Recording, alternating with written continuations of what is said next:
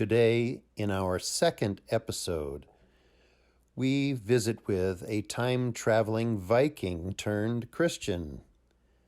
Enjoy. This is a real Viking, by the way.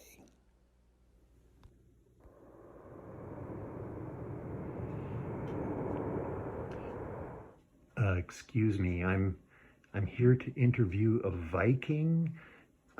You look like a Viking. What was your first clue? Well, the horned helmet kind of gave it away. So happens my grandfather made it. We have the same head size. Ooh, well, that's pretty handy. Say, I was told to expect someone named Carl Broniskeg. I don't know how to pronounce it. Bronsheg. Bronsheg. I am Bronsheg. It means firebeard. Firebeard. Very cool. That is a great beard, sir, and a great name. Thank you. Interview, you have questions for me? Yeah, I do. Yes, first, you Vikings are thought of as violent warriors who raid innocent monasteries and villages and steal all their stuff. Is that true? That is what they say.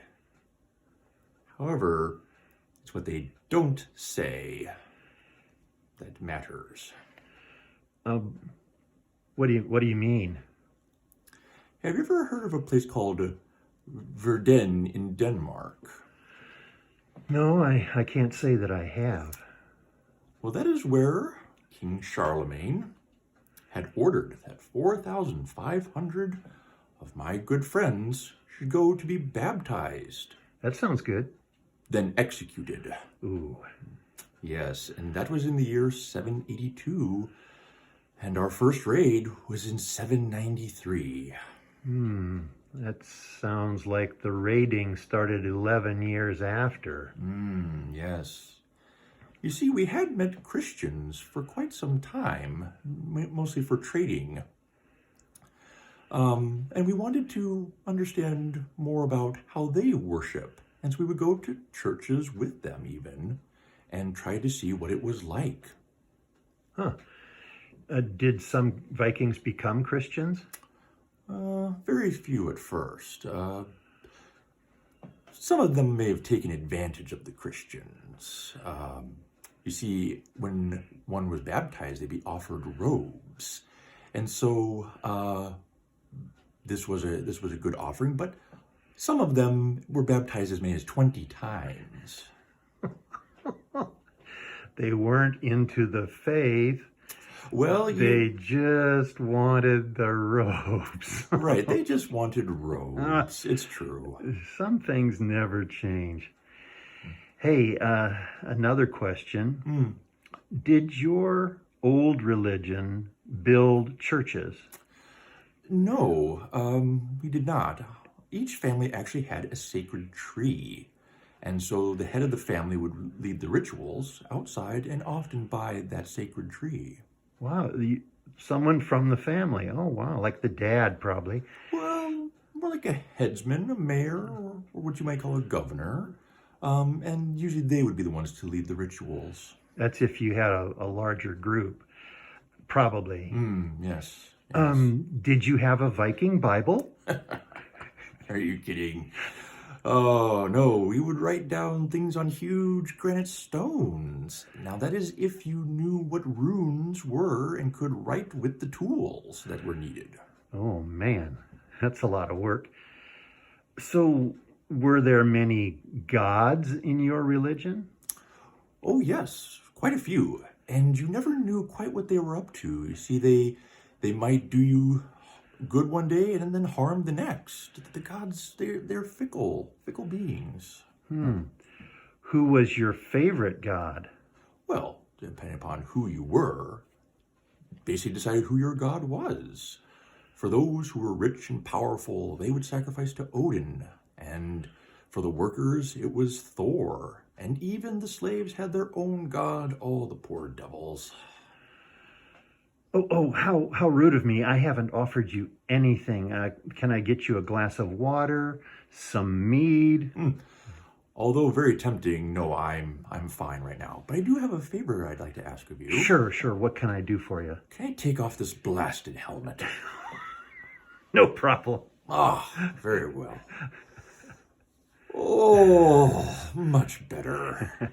We don't like walking around in these things all day, you know. Mostly for the tourists and, of course, for our Minnesota Vikings. Skol! Bronchig, you eventually left the Norse gods and became a Christian, correct? Yes, but like my family, we weren't quite sure about it, so we did both for a while. You did both religions at the same time? What does that mean? Well, at first we did believe in Christ, but we still sacrificed to Thor. We weren't sure which god was actually the strongest. You say this was true for most people you knew? At first, yes. You know, to tell the truth, our blacksmiths would actually mold both crosses and Thor's hammer, both at the same time. Huh, those hammer necklaces that people would wear? That's right, the necklaces. Oh, yes. so you'd either have a cross necklace or a hammer necklace. Yes. One mold for making both pagan and Christian jewelry at the same time. Yes, but please don't call us as pagan. Pagan actually means backwards. Well, I didn't mean, Now, in some ways, Vikings were actually ahead of their times. And for instance, when bands of seafaring warriors would get together, they would actually take a break when they run out of rocks to throw at one another. So when you think about it that way, have your people ever taken the chance to let the enemy actually rearm for battle? I can't remember a time like that. So in some ways, we were definitely ahead, and actually, we even had democracy well before anyone else. At least in our lands, that's true. Wow. Maybe how long do you think before? Oh, about a good 1,000 years before America. My gosh, I didn't know that. So we had a saying too, that it was, among us there is no king, there is only the law.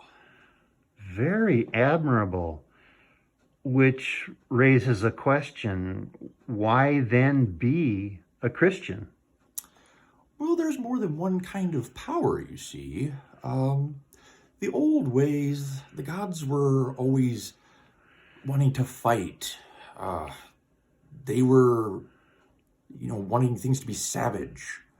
But Christ taught us that there's other forms of power. Oh. Well, what do you mean? What kind of power are you talking about?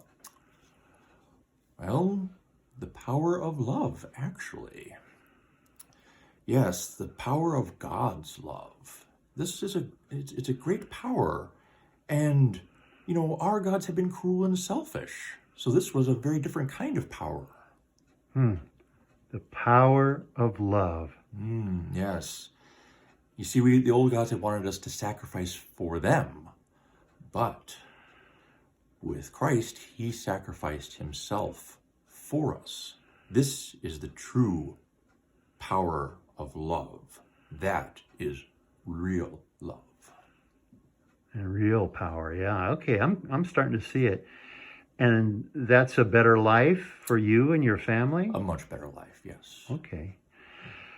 Bronchig, I am so glad we could talk with you even for a little while. Yes. Yes, it's been good talking to you too. Wow.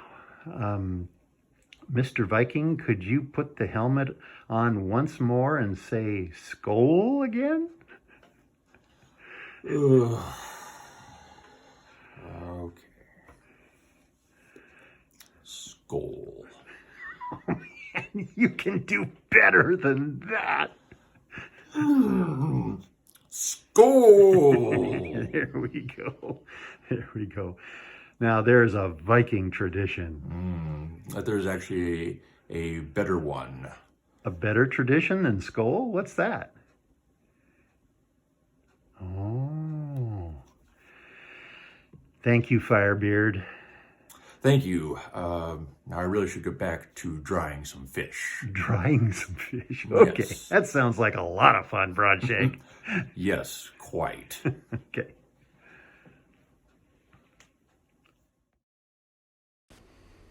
Special thanks to Carl Braunscheg Knudsen.